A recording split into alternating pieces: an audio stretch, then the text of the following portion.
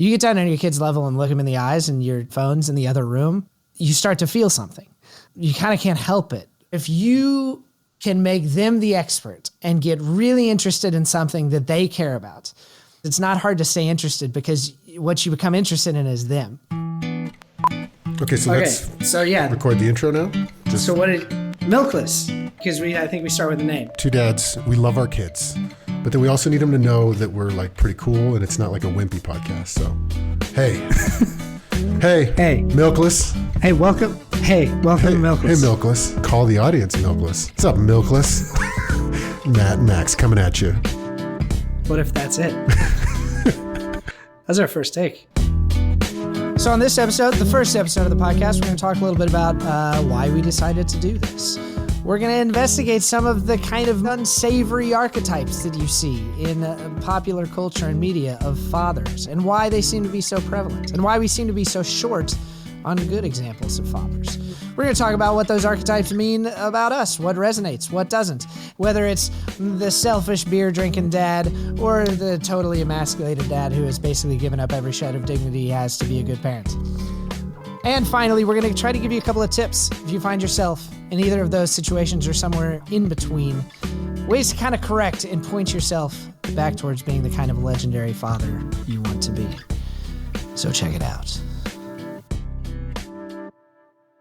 All right, Matt, episode 1. Here we are. We're doing it. Dad's investigating legendary fatherhood. Why? Why are we doing this? You kind of came to me with the idea, such a great idea, that like, why is the male archetype, a very common one, this like doofy sort of dad, like unengaged, disinterested father? That's not what I see among a lot of our friends. I kept finding myself talking to these guys who really cared about being dads and really cared about being good dads. And I kept having these conversations that I felt like were the first conversation like it that the person I was talking to had ever had. That like dads were not spending enough time talking to each other about their experiences as fathers. Mm-hmm. And I think the role of fathers has changed tremendously, especially recently. I think COVID changed fatherhood a lot. And I felt like when I looked around, we just don't see enough great examples of a father. You know, it's like, why are we making dads so uncool when what we really want and need is dads who are really invested in helping raise their children? So in this archetype, who do you see? Who do you see out there that is this sort of buffoon sort of type of archetype? Who are we even talking about here, Matt? You got Homer Simpson. You got Peter Griffin, Family Guy. Al Bundy, Married with Children. It's classic doofy father. This is kind of a deep cut of an Inspector Gadget. Like it was always his daughter and his dog that really solved shit. Oh, God. And the only question I'm asking when I'm watching this, any one of these things is like, how has she not divorced him yet? Yeah. She's smarter, better looking. She carries more of the weight. He's basically another child to her. How is she attracted to this guy? So I was curious, like why I did a little research into where the archetype came from, but I'm curious why you think it resonated enough to stick. Yeah, I mean, I think that what happens is it's very easy. I fall into that archetype, the doofy dad, when someone's like, oh, can the kids come over for a play date on Friday? I'm like, oh, I don't do the schedule. That's my wife. Oh, I don't even know what's going on. You know, and it's like, well, we have a shared Google Calendar. I think that sometimes as dads, we lean into the doofy dad because it gets us off the hook. Yeah. It's like, well, I don't know how to... A calendar? I've never seen one before. I don't know how. I'm just a caveman. I'm just a simple caveman. The research I did into the origins of this archetype of the doofy dad. The doofy dad, I think, was a response of this archetype of the 50s and 60s, of the like pipe smoking father who put on his suit and went to work every day and read the paper in the morning, and was absentee, but was ultimately kind of the center of reason and even moral rectitude for the family. It was like a very patriarchal archetype. Mm-hmm. And there wasn't a lot asked of that dad in terms of the nuts and bolts of the child rearing. And despite the great strides that we've made toward expecting more from fathers and expecting parenting to be more of a co-parenting relationship, it is still true that mothers are more often than not the primary parent or whatever you want to call it. They spend the most time. They also do that kind of hard to describe thing of like, they know how long it's been since the last time you went to the pediatrician, whatever it is. And I do wonder a little bit if as dads started to become more involved, they were kind of entering a space that had traditionally really been held by mothers and in a large extent was still held by mothers, just this domestic space. And if the guy didn't seem like this useless goofball. It's kind of hard when there aren't maybe a ton of father role models out there that are really good dads. It's kind of maybe seen as a sign of weakness, seen of maybe like a little feminine. If you want to, hey, let's sit down and like chat about our kids. Man, that's tough, man. Yeah. Oh, they did X, Y, and Z. Yeah. Let's unpack that. How can we help each other kind of like work through that? It's kind of wimpy. You don't want to be like, hey, listen, let's crank some beers, man. Let's like, hey, how's your work? Work week sucks, man. Blah, blah, blah. Oh yeah. Let's chat about our kids. Yeah. Have you ever tried to interrupt somebody who's talking about cryptocurrency and ask them questions about their kids?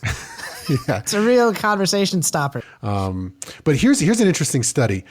So, and I'd love to get your take on it because I don't think we've talked about this. So there was a recent study out of Southern Illinois University in the last like couple years. So they took all these twins, 600 adult twin pairs in the US, and they established like a self-esteem quotient. And these are with identical twins. So it's not, anything genetic. They have the exact same genes.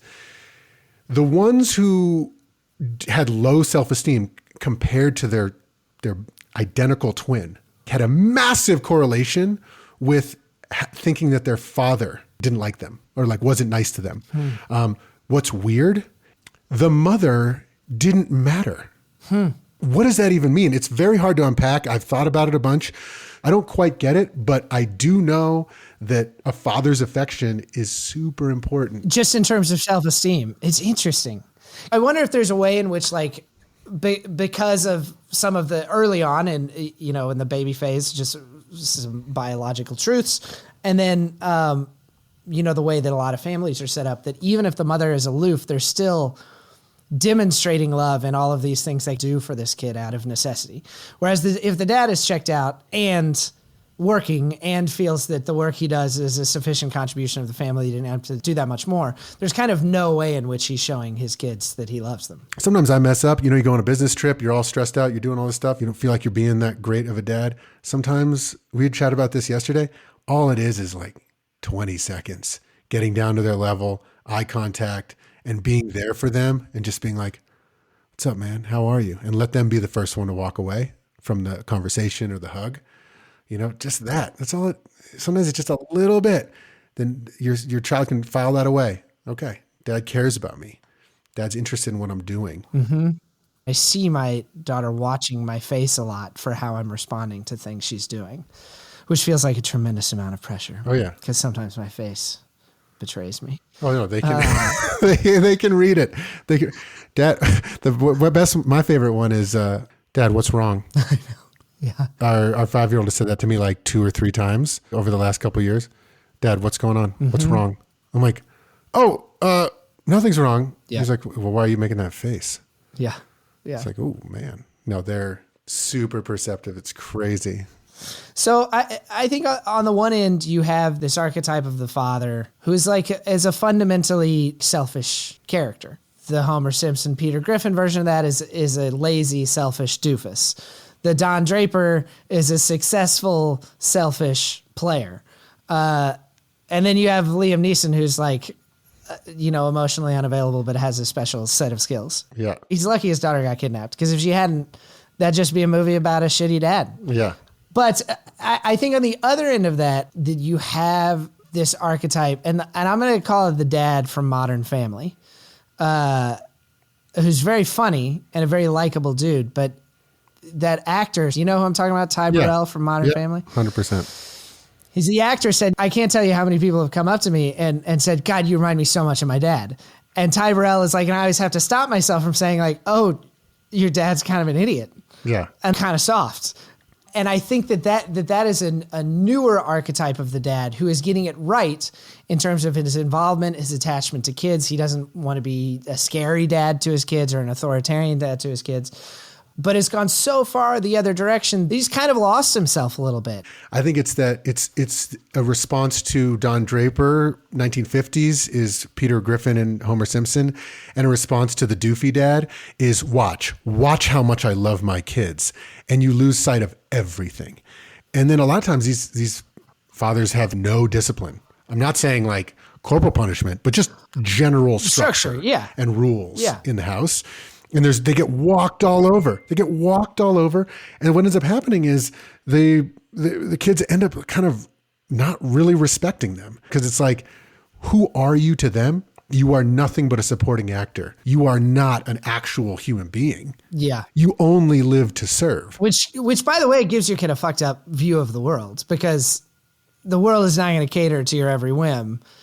If you're a dick, the world's going to clap back. Yeah. But the thing is, what's so hard is it comes from a good place, it comes from a good place of, I love my child. Watch how good of a dad I'm going to be. And that's what's so hard about this other end of the scale. Do you think at all, because I want to push on this a little bit, because I think we disagree about it a little bit. There's another show, and I hate to hate on this show because I do like this show, but in Dino Dana, I don't know if you've watched a lot of Dino Dana. No. It's all about a little girl that is into dinosaurs. It's pretty dope. The mom and dad are both great. They have a great relationship, and they're both very present for their kids. But the dad's like afraid of bugs. And he's just constantly being put in this situation where he's almost presented as like the way you think of a traditional damsel in distress. If his role were written for a woman, you'd be like, this show's a little fucking sexist, frankly.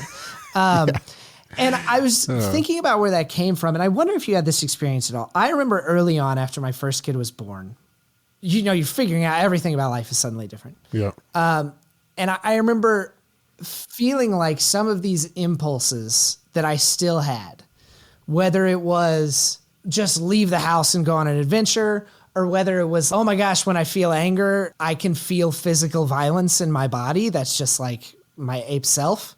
I sometimes felt like some of the parts of me that were more primitively, traditionally masculine didn't really have a place. Yep. And they almost scared me. Yeah, I think maybe it's that, but I think that I think it more comes from a place of love and not knowing how to express that love as a man.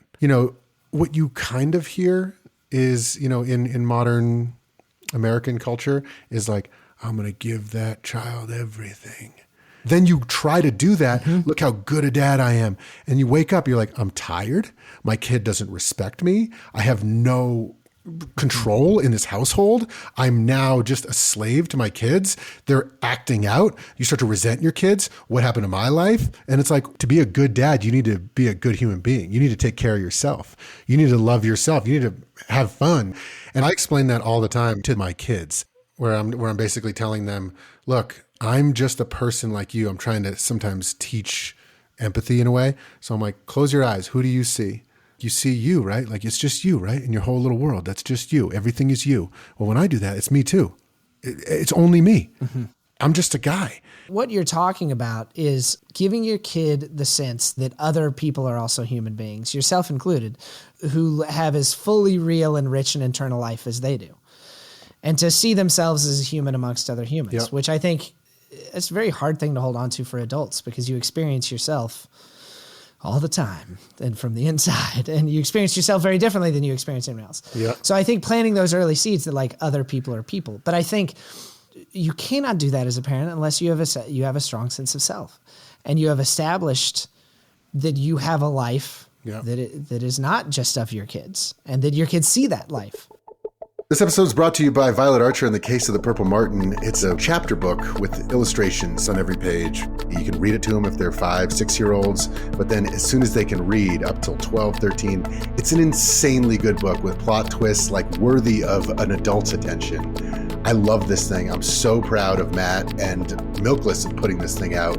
So if you want to support Milkless and get an awesome book for your kids, it'd mean a whole lot to us if you bought it. Check the podcast description for the link to Amazon and buy it today.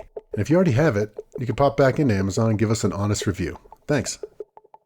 So this brings me to, what are some things people can take away? So if we start with the kind of over-indexed father who's doing anything his kids want, how can he, move more towards maybe what we're talking about? And then we'll do it again, like for the doofy dad. Yeah. If the doofy dad realizes, man, I want to change. I want to, what are some things that they can do? What I have found is that the things that make me feel very strongly in any direction are pretty primitive.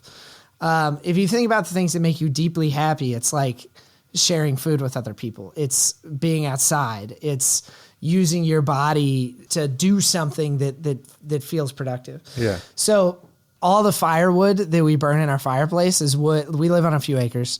And it's all wood that I cut and then store for 2 years and then bring in.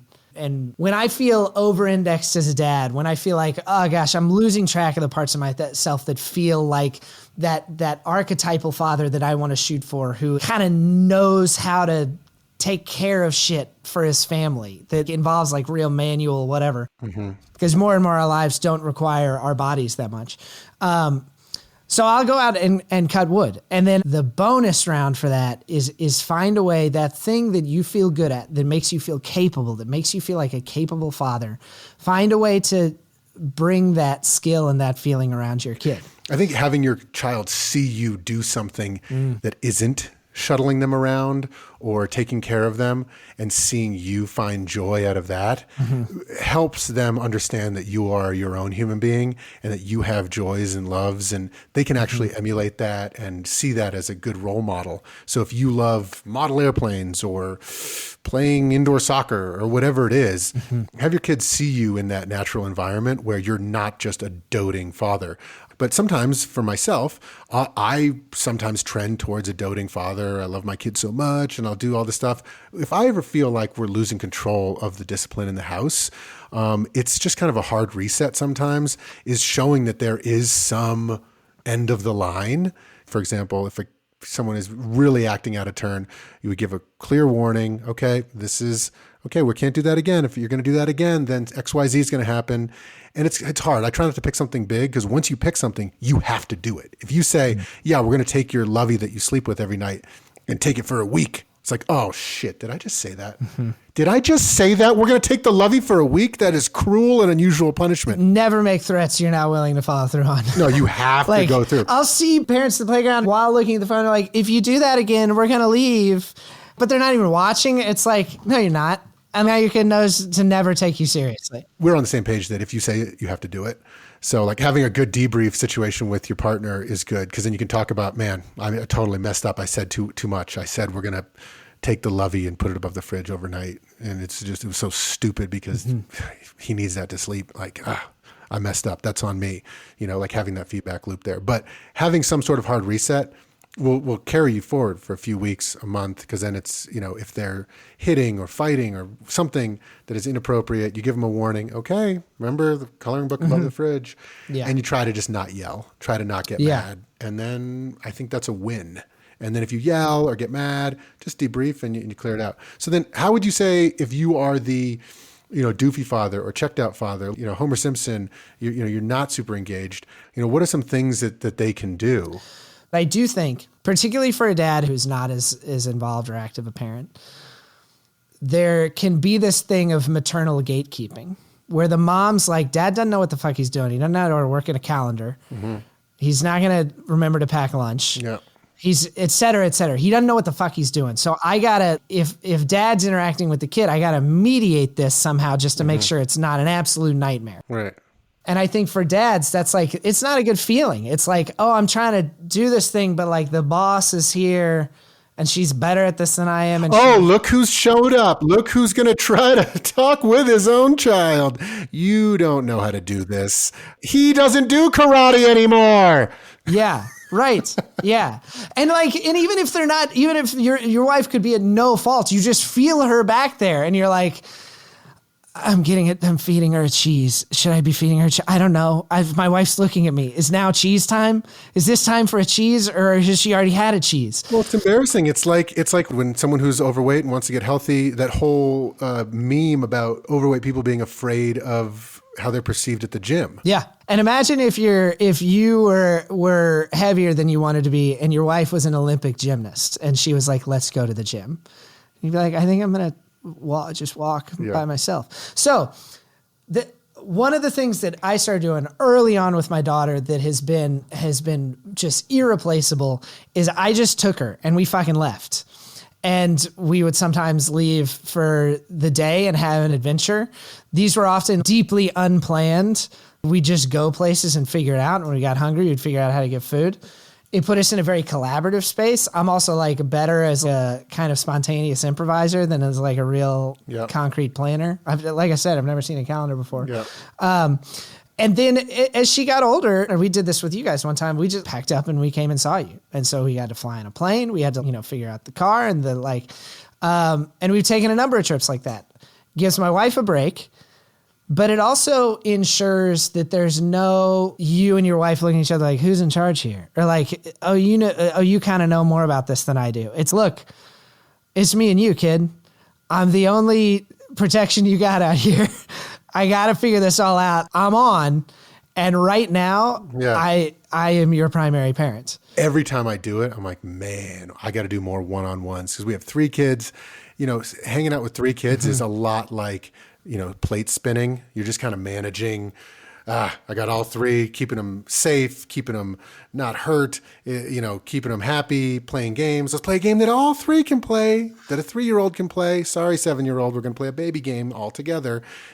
Whereas you're so right, those one-on-ones, after we do it, I always look to my wife and I'm just like, man, those one-on-ones are just so gold. And they just fill up the kids' gas tank. They really felt like they got you, And I think that one of the things I started to believe this when I got married, and I believed it even more when I had kids, is that the relationship, we misunderstand the relationship between love and obligation. I think obligation is seen as a negative thing. But the truth is, and I didn't know this until I had kids, I kind of felt bad for my parents when I found this out, but you love your kids more than they love you. I'm convinced of this. My daughter will sometimes say like, Daddy, I love you more than you love me. And I'll be like, baby, you have no idea what you're talking about. and what that means, if it is true, is that you love the person that you do the most for more than the person who does the most for you. And I think that love follows obligation in a pretty serious way. I remember when I got married, and I remember when the ring went on my finger feeling like, oh, I am obligated to this and I am in this. And I waited a while to propose. I was ready to be married. So I did not have a panic response to that. The response I had was to like invest emotionally even more because the obligation was there. And what I find is that if my daughter and I go on a weekend trip and it's just us, and I am so obligated to ensure her safety and her good time and her fun and that she eats and sleeps and all that, there's a love that follows from taking care of that thing and being obligated to that thing that's really, really profound. That is such an amazing thing. And so for myself, what I would say is, using that study, make sure that every day for at least 10 seconds, you make your kid feel and understand that you like them and understand them. And it can literally be 10 seconds. I know we get busy, business trips, we're working on something, we're working from home, leave me alone. I'm on a Zoom call, like blah, blah, blah. That's all fine. People do that. You snap at your kids. It's hard raising kids. But what we try to do is, and I'm not the best, but try every day, eye contact, get down to their level, and even just like 10 or 20 seconds. If you can do an hour, amazing. If you can do 2, great. But at least 10 seconds, like, hey, what's up? What did you do today? Not, yeah, how was your day? Good? Cool, man. Great job. Great job. Great job. Yeah. Oh, yeah. Oh, that's your drawing? Cool. Yeah. Good drawing. They can tell. 10 seconds of real is better than 40 seconds of fake. Yeah. If you just get in there, what did you do? Show me this thing. Oh my God, you're amazing. You did that. Ask a follow-up question. Tell me about it. Wow, that is great. You hear sometimes fake it till you make it. So it's like the act that you're engaging in is to take that 10 seconds and look at your kid and be interested in them. But I think for the person who's kind of perpetually the Homer Simpson dad, they're probably also not feeling the things about their kids that will motivate them to kind of naturally take the kind of behavior. So you fake it till you make it. You give them your full attention, Yep. You're present, and I think what you will find is that the emotions that you are wanting to have follow. You get down on your kid's level and look them in the eyes, and your phone's in the other room, you start to feel something. You kind of can't help it. And I found that with my daughter time and time again, that if you can make them the expert and get really interested in something that they care about, it's not hard to stay interested, because what you become interested in is them. Because it is thrilling to watch a kid take you through something they love. That was a good first episode. We if we do publish this one, like, thanks everyone for listening. This has been amazing. We're just kind of working out the kinks, figuring out, what type of research we bring, what type of structure we have. But, Matt, this has been amazing to jam with you on this. I think that we are, at the beginning of something great. And if this is your first time listening to a podcast, or if you don't know what a podcast is, it's basically, it's the radio. It's just the radio, but it's on your phone. This episode of Milkless is brought to you by Violet Archer in the case of the Purple Martin. Thank you. Bye.